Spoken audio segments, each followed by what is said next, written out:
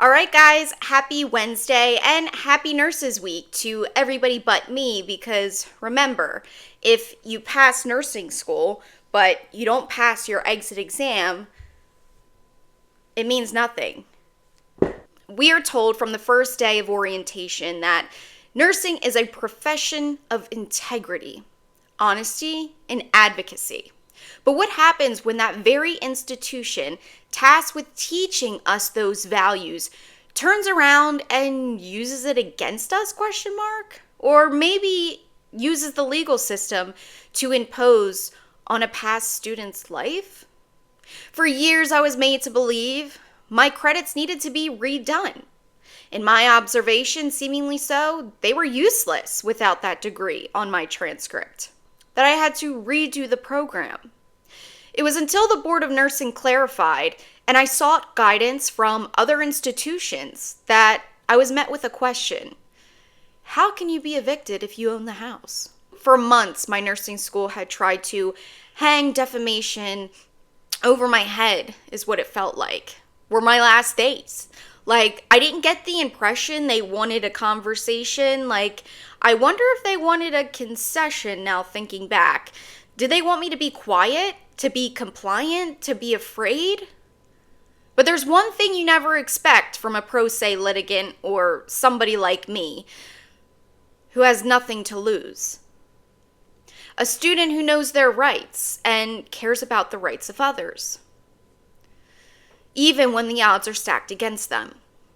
We were supposed to leave on a settlement proposition to come back to seek resolution, not destruction from my understanding.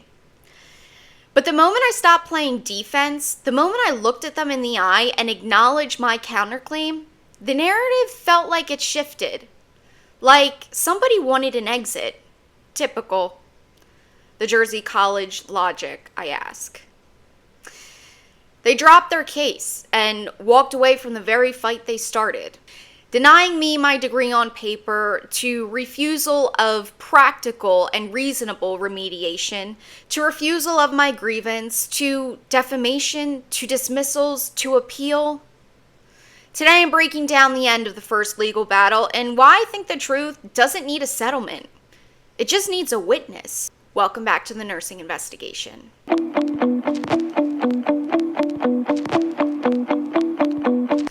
So the only things I left out today were more of those procedural and administrative tasks the court was going back and forth with. Remember, I'm a pro se litigant. I don't know procedure. And regardless, there's still court talk, if you will, about paperwork that needs to be filed, motions, exhibits, affidavits, order to show cause, memorandums, so many things that just aren't essential to the core of the case that I left out. So I am paraphrasing in that sense, just wanted to let you know. Otherwise, everything is publicly and readily available for word.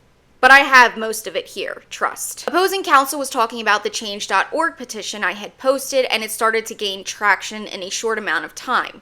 Now, she goes on to say they don't mind the negative reviews, but they mind flat out lies from my observation. So she goes on to say that I made a comment about reaching out to the Board of Nursing, and because of me, they changed the curriculum. That is just a flat out lie, she says. I say, where did I say that? She says, you say it in your change.org petition. I say, where? Can you show me where I exactly said that? She says, we've since had the change.org remove it. I say, that is not true. And she says, I can provide you a copy of it. So let's take a look. What did it say?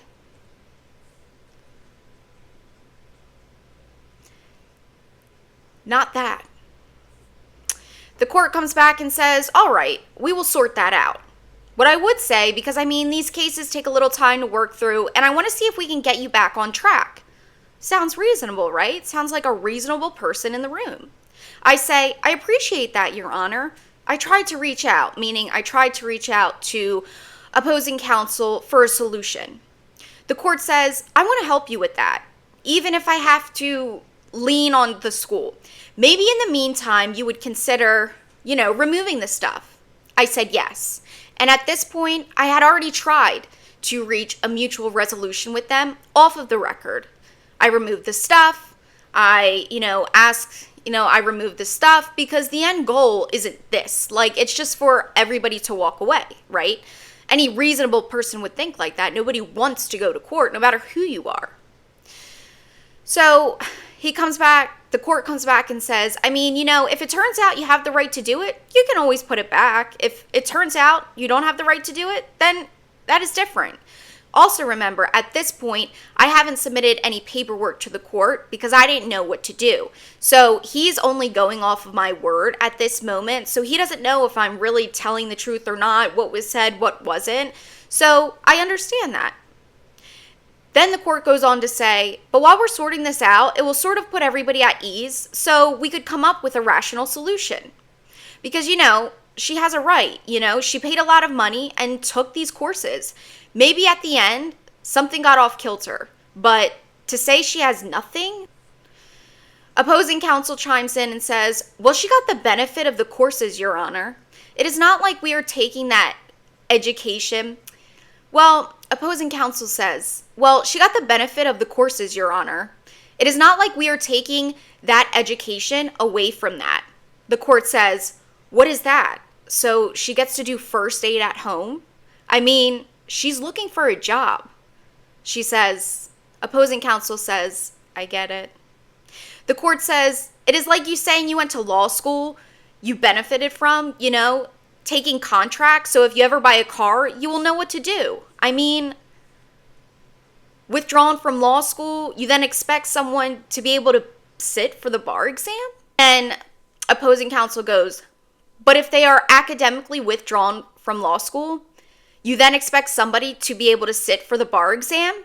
The court goes, yes, but the thing is, if she had to sit for the bar exam or nursing exam, that is one thing. But you are making her pass something else that is not required by the state, and it is no longer required by the school.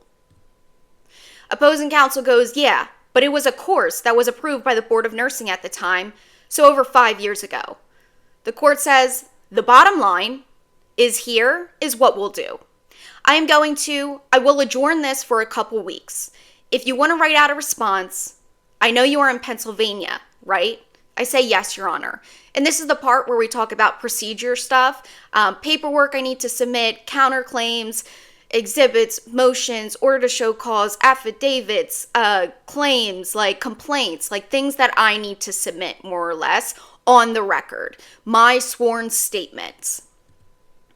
So then he goes on to say, once we get everything on all fours, in the meantime, if you can go to the school and say, listen, the judge understands, believe me, I'm not a fan of all this online stuff. I understand what you were saying and where the school's coming from. But on the other hand, it is a court of equity. If she paid the money, if she owes all these loans, I think there is a way of coming up with a solution.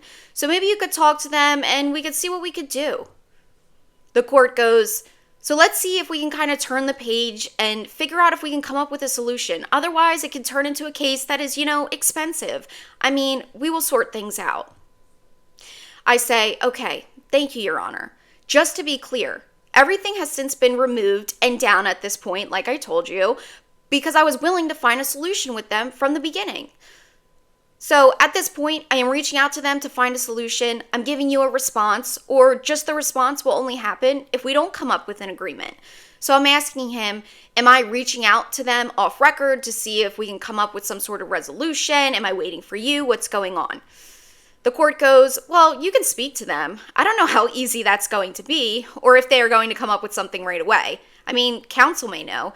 You're free to do that. I would at least, in response to their memorandum, again, more paperwork stuff, more procedure, administrative stuff, and potentially what my counterclaim would look like. Remember, I am a pro se litigant, so I don't know procedure, but at the same time, I do have to be held to the same standard as an attorney in my observation.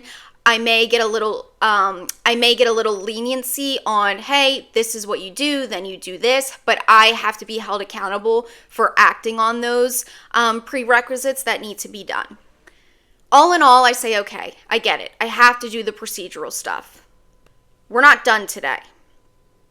The court comes back and says, so your side of that would be an answer and a counterclaim. The counterclaim would be, like, I paid all this money. Either give me my money back, give me my degree, or whatever. Then the next time we speak, even if you guys don't speak to each other, I will be sort of like, help, try to mediate a resolution. And then, maybe we will get somebody from the school and we could have like an intensive settlement conference, or we could do whatever. But we got to get to the point of, can we still utilize what she took? Maybe you might have to take some kind of this course, that course, or maybe they could waive the fee for that, just so she meets the requirements. Maybe we will come up with a settlement like that, because it is a shame for anybody to, and I'm not condoning, saying whatever, but in this day and age, everybody is saddled with these student loans. And if you did 80% of it or 90% of it, there has to be a way to salvage it so that she can at least get her license to work. So you're free to talk to them, but you could also talk through me. If the two sides aren't, speaking amicably, then I will put in on a little sooner. Maybe I will put it on a little sooner, maybe in like 3 weeks or something. And we could roll up our sleeves and see what we can come up with. I say, I appreciate that, Your Honor. The court goes, all right, so talk to the school. If there is, we could do this on good terms. You will take the stuff down. But to say you are going to just take it down, walk away, I owe 30 grand. There is no way for me to get my degree. I mean, I won't be satisfied until I hear everything. All right. All right. So I will have my law clerk reach out with a new date. If you have any questions, you could reach him. All right. I say, thank you, Your Honor. Appreciate it. The court goes, thank you, counsel. We will talk soon. And that was the end of it. So after this, the school had dismissed their claims. I tried to reach a resolution with them at that time. There was no resolution. All in all, after this, the school had withdrew their claims. So what that means is I couldn't submit my counterclaims. So I then had to go and start a new lawsuit. And that's exactly what I did.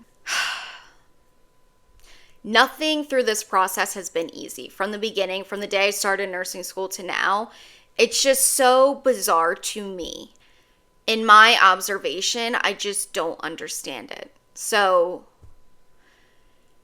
And it was kind of good having a third party listen in on what was happening. And I'm so glad it was transparent like this, because I don't think this is just about me. After hearing other people's story and how much others have been affected, I think this is a huge problem. Like, how can you say somebody who pays all this money completes literally 99.9% of their nursing program cannot sit for their license because of an exit exam at the least?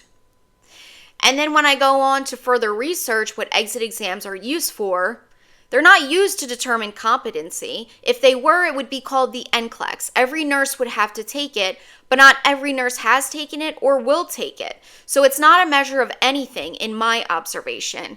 What I have read from the New Jersey Board of Nursing themselves is that exit exams are put into place to protect a school's accreditation by only allowing those high achievers, those highest scorers on those exit exams to take their NCLEX. They are most likely to pass the NCLEX the first time, and that boosts the school's reputation. That helps them keep the accreditation.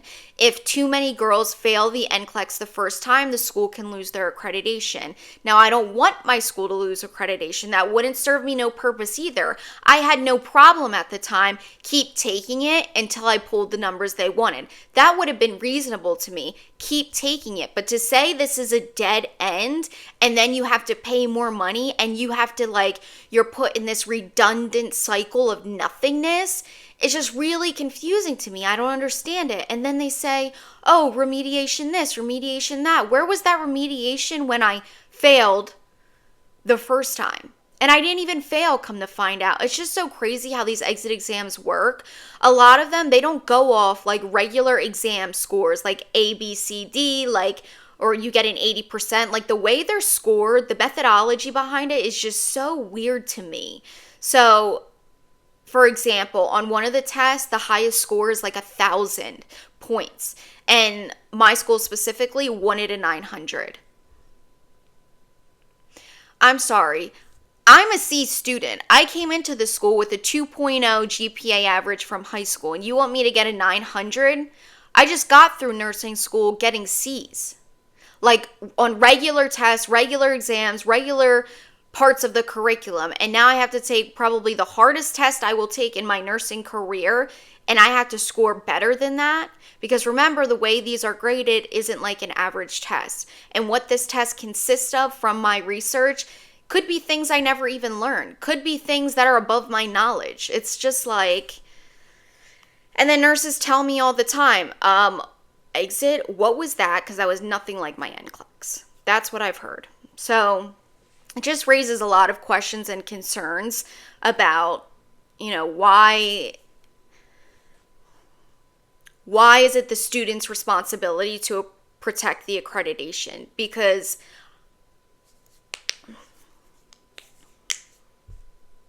why is it the student's responsibility to pass the NCLEX on the first time to potentially protect the school's accreditation when, I don't know. I just feel like I've repeated myself so many times. It's just like, the more I repeat myself, the more I think about this, the more I realize how wrong it is, and people just don't question it enough. I don't know. So, people ask how I navigated this without breaking. It comes down to intellectual honesty, I think. If you're speaking the truth, you have a foundation that no amount of legal intimidation, power, or money can shake. I move forward with conviction that the transparency is the ultimate disinfectant, especially when you can't get your nursing license. I feel it was understood from my position and my explanations that I would be moving forward with this case. I would be submitting counterclaims. I would not be backing down. I was willing to follow the judicial process to its absolute conclusion. I feel like, in my observation, what could have been wanted was a quiet exit. But I wanted justice. And in the end, I feel like, in my observation, the facts spoke louder than the filings. And sometimes, and now I sit here and wonder, and then I started to wonder, would I ever have this opportunity again? Would I ever have the power of subpoena, depositions, to request the records I need? Discovery. Is this the only way to move forward? So I continued, and I still continue to this day. And I hope, if nothing else, what you take away from this is, don't let anybody who has more money, power, education, resources, connections, whatever it may be, don't let anybody in the world make you feel small, because I promise you, in a room with just you and that person, they are probably a regular person just like you. And without all of that, when all of that goes away, when all of it folds, they are just as small as you are. And when you have truth on your side, it eventually comes out. It may be hard. It's not going to be easy, as a matter of fact. But eventually it will come out. Just got to keep knocking on doors, windows, I don't care. Just, you have to do something. It may take 5, 10, 20 years, but eventually I feel like it comes full circle. So some questions and some comments from the week. Sarah Jane says, dead serious question. How do you expect to pass NCLEX if you can't pass the exit exam? I actually love this question, and I love that it was genuine, because a lot of people have conformed and have been brainwashed into thinking exit exams are the end-all be-all, as if it was the NCLEX. If exit exams were equivalent to the NCLEX, they would be called NCLEX, not exit exams. They call them predictor exams and exit exams for a reason. It's to exit the school, which in my opinion and observation is a barrier that can keep you from getting your license. It shouldn't be like that. How does a nursing student make it all the way through her nursing education just to be blocked from getting her NCLEX? Like, that doesn't make sense. We're so busy pointing at the student, but whose program is it? And if you want to call that student incompetent, who educated her? Who allowed her to pass that whole time and pay all that money just at the end to say she's incompetent? Hypothetically speaking, how could somebody say that? What if this exit exam wasn't in place because at other schools it's not, or the benchmark is lower, or they let them fail and they take the NCLEX anyway? So how does that argument even hold up? You know what I said to this person? I said, by the same way predicting something isn't the same as proving it. Emo Giggles says, why did they do that? Feral Fire Snake answered, and she said, basically poor NCLEX pass rates can get the school closed so they don't let anyone test unless they meet specific requirements. It should not be allowed, and the state shouldn't be allowed to hold schools to this one metric.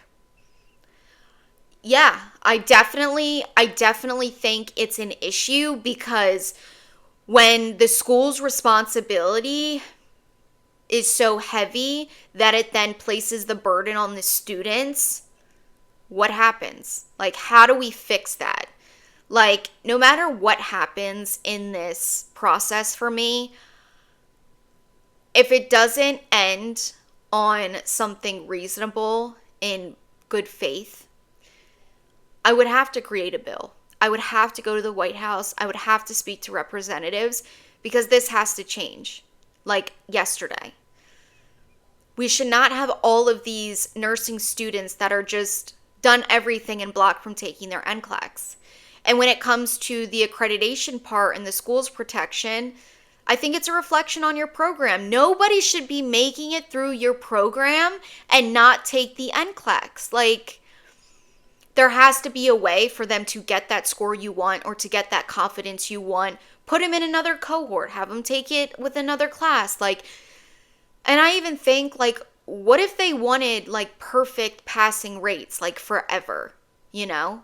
Just for the reputation. I'm just like, people are going to know, like, if I was looking at that, if I saw a school that said, oh, we've had perfect NCLEX pass rates for the past year or 10 years or whatever it is.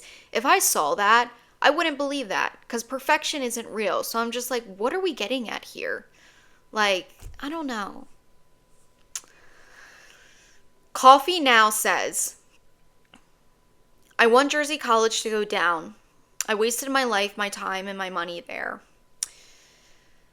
I definitely feel like I wasted my life, my time, and money there too. And the more stories I hear, the more I feel I'm not alone, the more I feel like this is bigger than me, and the more I feel like something has to be done. Again, I don't know what the end result looks like, but I will not give up.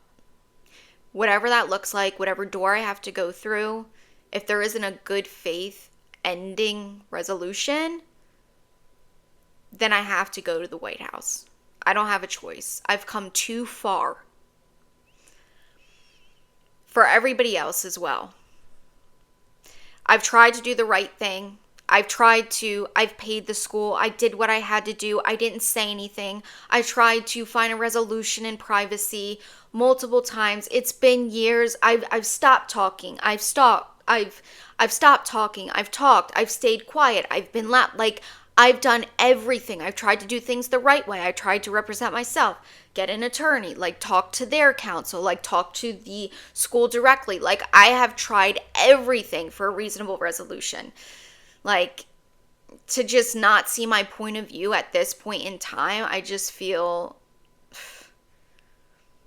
it's a huge disservice to me. That's what I feel like. Soup Bowl says, help me understand this video. Did someone finally sue a college over this BS exit exam?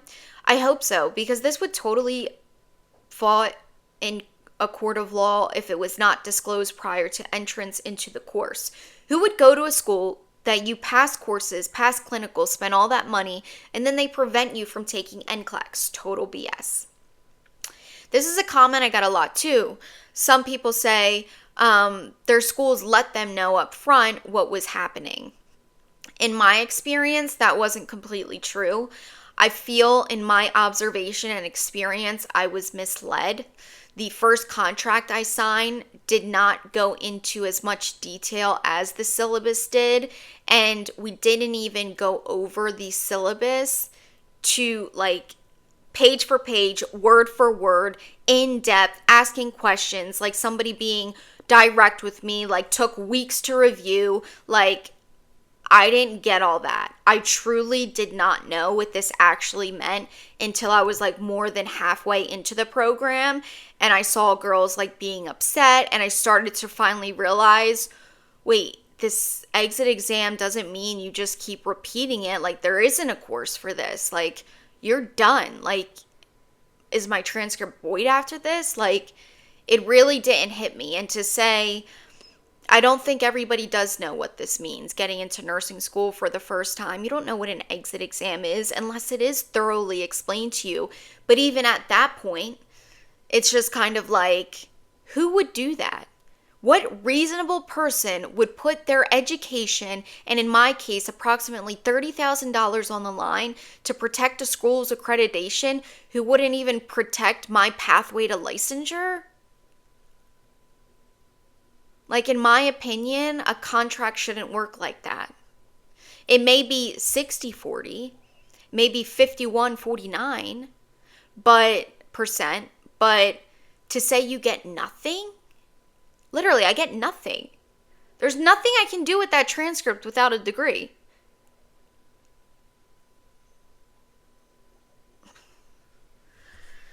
All right, guys. So much more to share. So many more updates have come in present time, and I can't wait to share them with you. Next week, we're going to go into going through the judicial system, how I even got this far. I can't tell you what to do. If you're in my situation or maybe another situation that feels similar, I can't tell you what to do, but I can tell you my experience and what I went through and how I got here. So that's what I'm going to go over next week. What it was like filing a complaint, receiving a defamation letter. What do you do? Where do you start? Who do you call? What questions you ask? All right, guys. I'll see you next week. Bye.